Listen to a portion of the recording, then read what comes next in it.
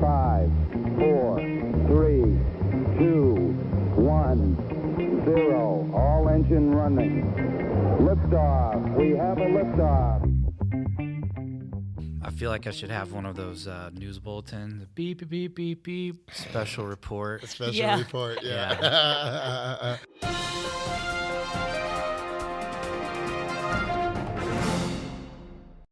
Coach Palmer, Coach Heiar, in for not a mid-season report. What are we, about 20% of the way in? Right, 30 maybe. Off to an early start. So we decided to have a special conversation just to talk about the really kind of lightning start that both teams have had.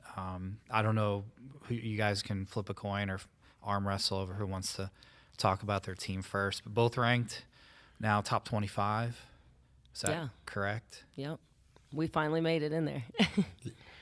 Yeah, but I think that's just says a lot about MAC and this community and this athletic department, and just to have both teams ranked is what it's all about. And it's about being a family, and both teams really get along. And it starts with Briley from the first day I arrived here. I mean, her and Jimmy made us feel like home from day one, and it's like our teams have that same vibe, and they don't want to lose, and they want to keep winning, and they want to keep getting better. And all the hard work is paying off, and nationally, MAC is really getting recognized right now, and it's so well deserved. And I'm just super proud of. I watch her girls practice, and like today when I walked through, they're just the spirit that they have is, it's priceless. But it just says a lot about this place and this community and Coach Palmer and her staff. What, if anything, has maybe surprised you? Obviously, you have practices, but then when it's game time, I don't know, maybe we're shooting better, or they're playing defense better, or something that maybe was a pleasant, like you're ahead of maybe where you thought you would be or where you wanted to be. Any sort of pleasant surprises in that regard? I mean, ours is definitely, and this is compliments of GH here, is our finishing school that we're doing and we've implemented because of his staff and his self, that he's kind of, I think, invented. I'm like, you need to get a video for this and put it out, but then also, then everybody will know that, the secrets to it. So it's been really good for us to embrace that, and we've kept it up every day, and it's kind of like I can think of my dad, especially, always every year he's like, I've never seen you guys miss. MAC women's basketball misses so many chippies and so many layups and things like that, and I've heard it over and over. And at the beginning of the year, telling our girls, I'm not listening to my dad tell me that this year. I'm just not listening to it. And with the vibes with this finishing school, now our girls are just getting comfortable, and it's a repetitive thing, and it makes them think about other things other than, I don't want to miss, and things like that girls tend to do.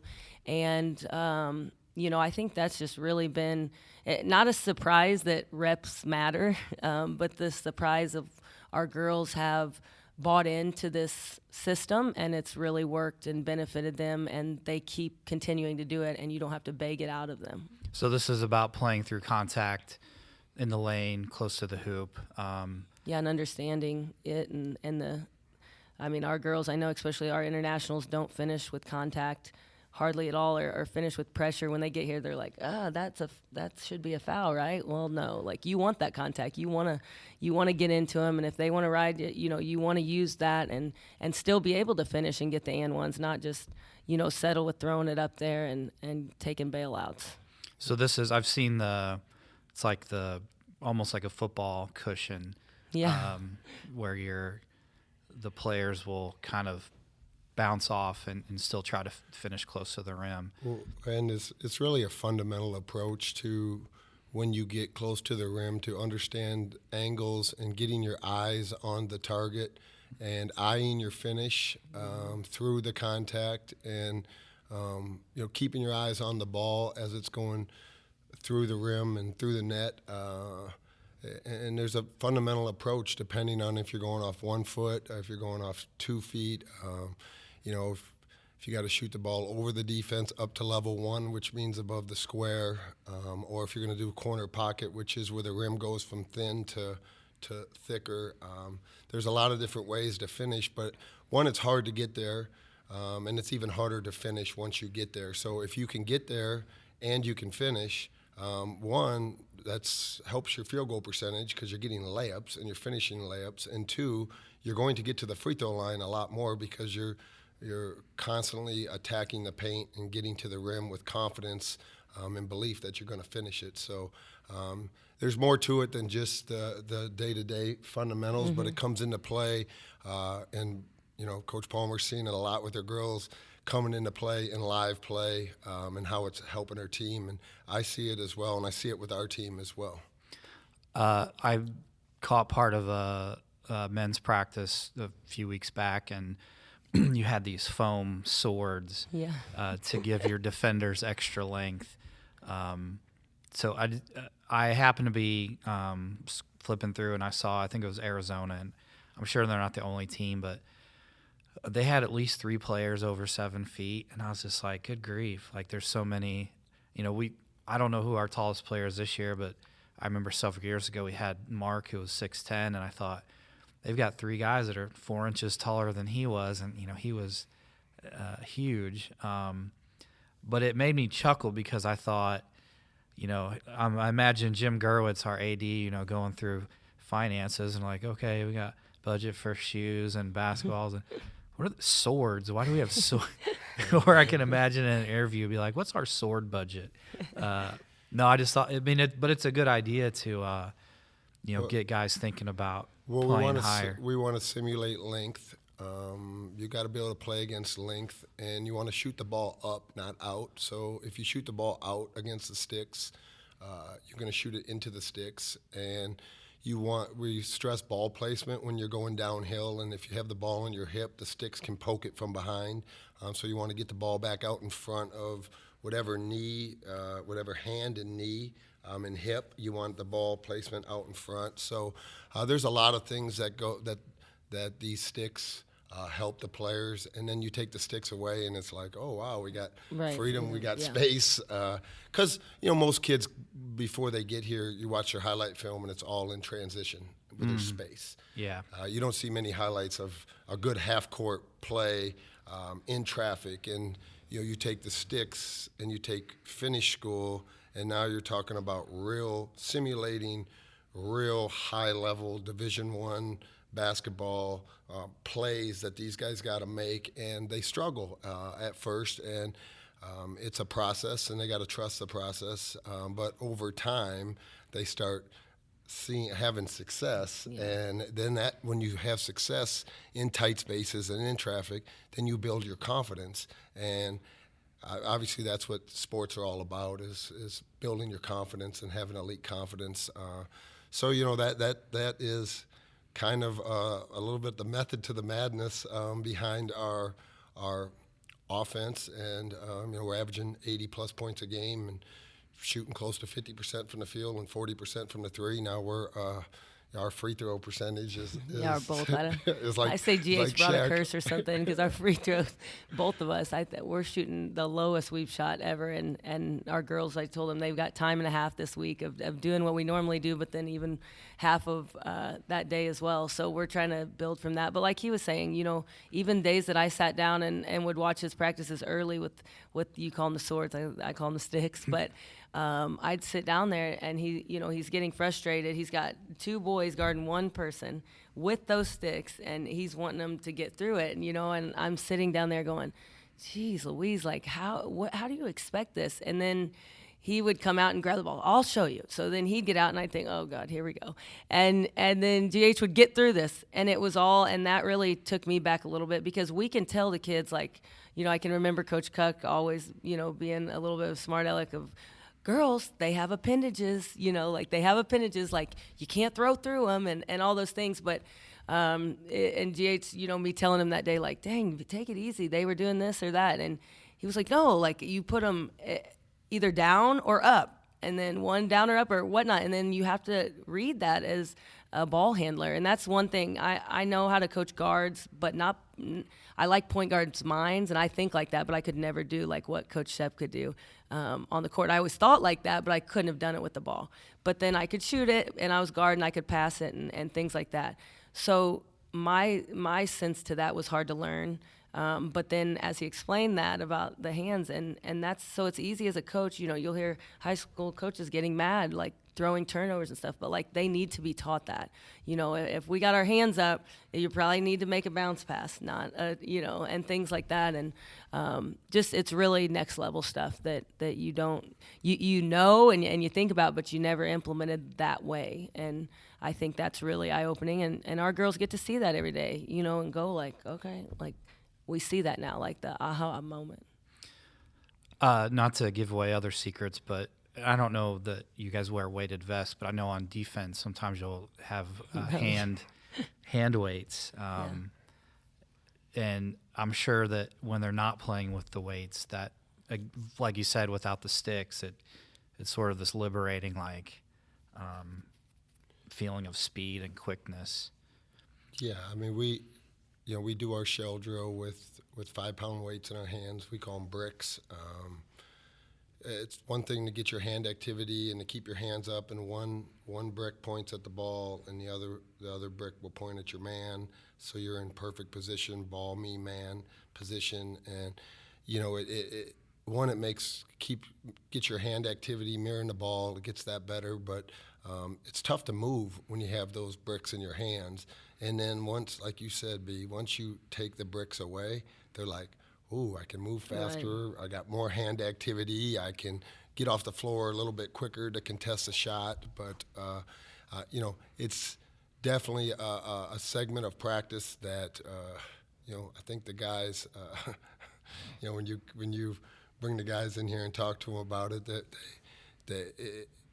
they don't like it, but they love it, if that makes sense. Yeah, sure.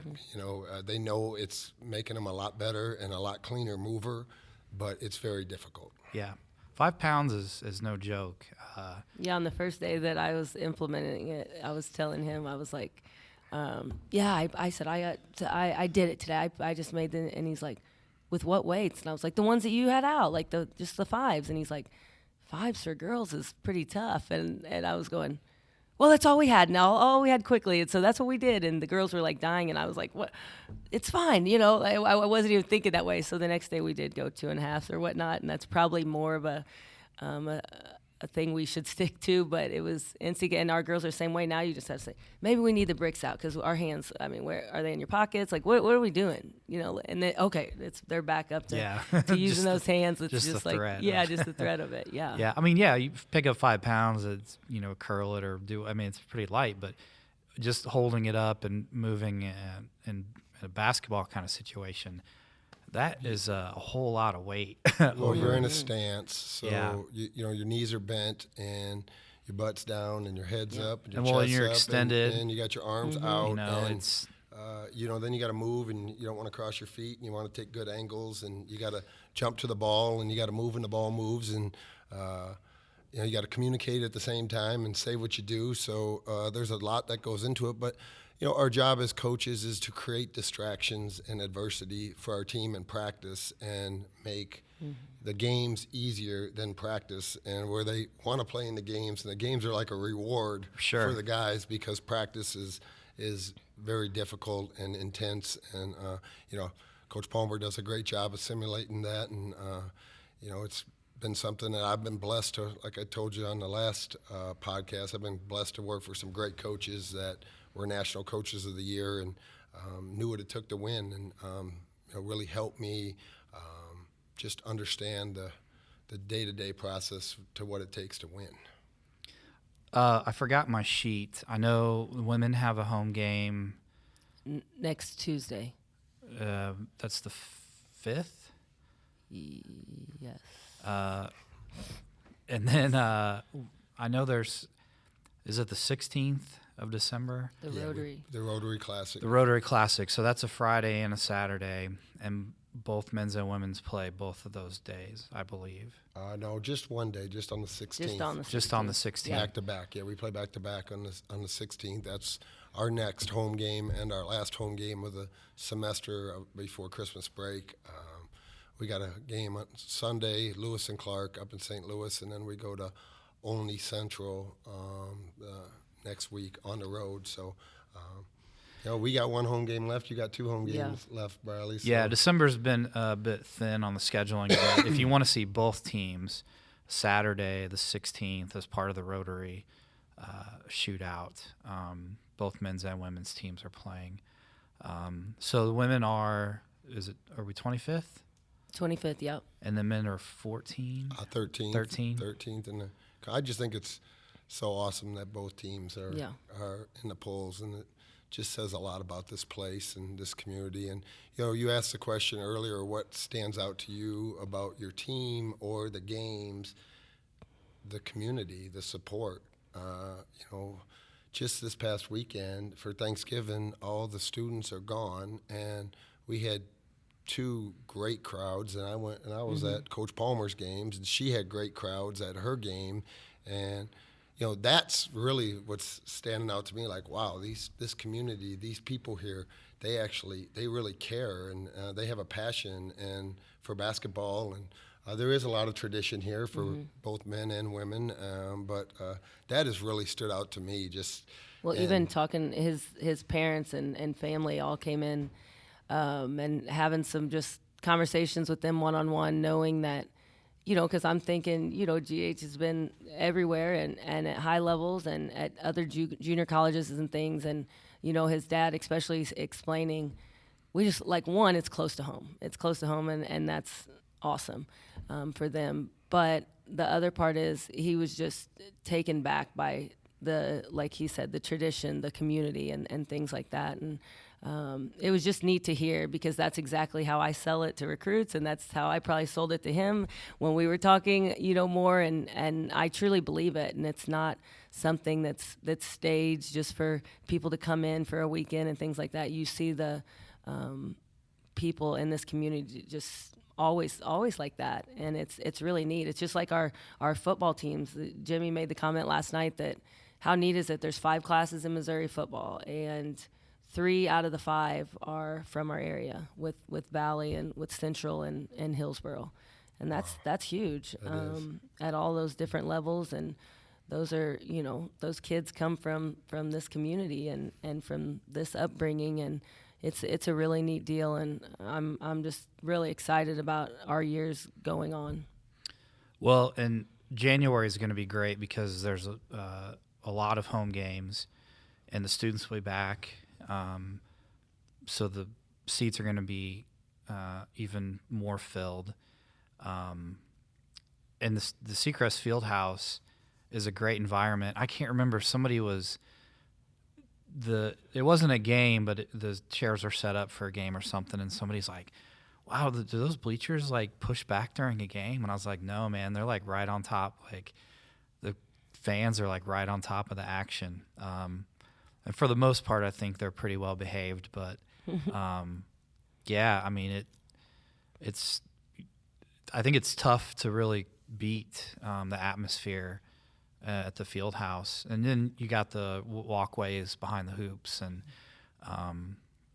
it's just, I'm really looking forward to January when we've got a lot of home games and both teams are playing and homecoming and all that kind of thing. Rivals coming in and off to a tremendous start.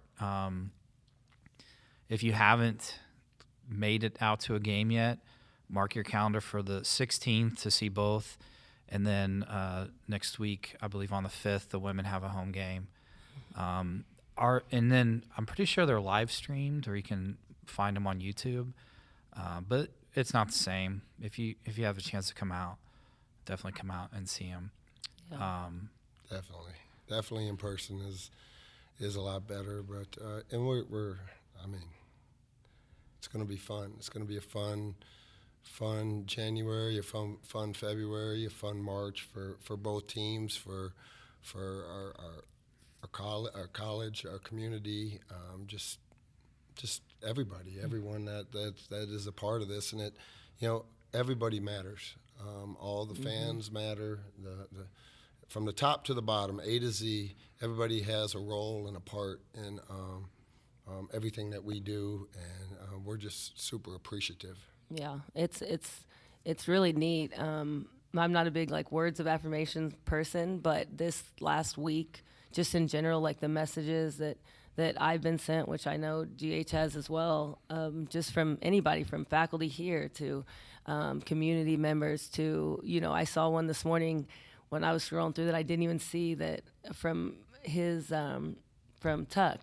And he had wrote me a message right after the Wabash game and said something to the gist of Coach, great win tonight. You really had them prepared or something. Well, those words of affirmation go a long way for me, because Tuck sees what we put our kids through every day and kind of knows where we're coming from and things like that. And him just paying attention to that.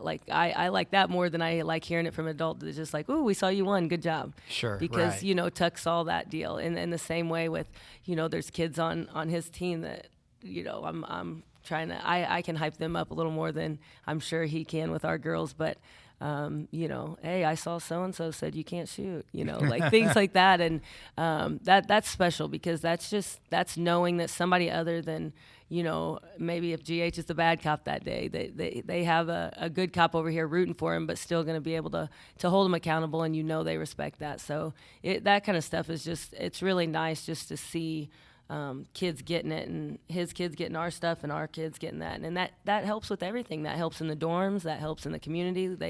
They know that if they want to get in trouble and whatnot, we're going to handle it. So it's not, I don't think I've had to tell any of the boys this year, stay away from our girls, stay away, and same way with his, because they know we're in this together. I mean, the basketball seasons go together, almost from the start of the school year to the end of the school year. And so they know that it's going to be a long year if they don't figure this stuff out, together, because GH and I work so well together. Well, definitely appreciate you all coming in. I don't know if you have any final thoughts or words of encouragement to get the fans out, or if you just want to tell us what's on your Christmas list. I don't know. Mine's probably the cheese dip that I don't know if he got me from his parents this weekend. I've been asking about it, and so maybe if I put him on the spot. So you had some Thanksgiving cheese dip. Yeah, his parents have a restaurant, and they brought it down, and now I crave it all the time. The cheese dip? The cheese dip, yeah, it's very different. And we're going on the 17th? The 17th. We're going, Jimmy and Briley and my wife and we're going to watch my wife's sister, who's the head coach at Illinois, play Missouri. Missouri, yeah. So that's kind of, I guess we could say that's our Christmas gift together. And, I just want to say again, thank you to everyone from Dr. G all the way down, all the way through the community. I can't thank all these people enough for the opportunity and just how much they've made us feel welcome since the day we stepped into this community. And it's just a blessing, and it's been a blessing for myself, and I just can't thank everybody enough. Well, yeah, go ahead. Sorry. No, you're good. Oh, yeah, I never really know how to wrap things up. But because you just want to keep talking to us. Yeah, no, it's. I mean, there's keep talking, always, but I'm getting really hot in here. There's always more. Yeah, it is kind of hot, isn't it? The temp kind of fluctuates. Sometimes it's cold, sometimes it's hot. So our players are probably going to tell you too. They want to get more media pictures with your red light from last year. That's been. I was supposed to ask you. So anytime you're free, we can do more stuff. But you can make it happen. That's for sure. Yeah. As I've got time, just let me know. Yeah. I've helped make some of the videos if you're at games that run. So there's like a hype video, right? And then there's lineup videos. I'm putting together a fall sports success video to highlight what some of the other teams this fall have accomplished. Awesome. We hope Mike's going to run those at games. Yeah. That's awesome. To illustrate, the success we've had in Yeah. cross country and soccer and volleyball and all of that. So, but I mean, it's a great time to be at MAC and good things are happening. So we'll keep on pushing into the spring, and I think baseball and softball are going to be right there with all the other sports. I'm expecting good things to happen with all of our teams. Golf as well. Anybody else I'm forgetting, but MAC athletics is really solid. We appreciate you, B. Go Cardinals. Yeah, go Cards. All right, thanks. Take care. Check out the athletics website for game times and dates, and we'll see you next time.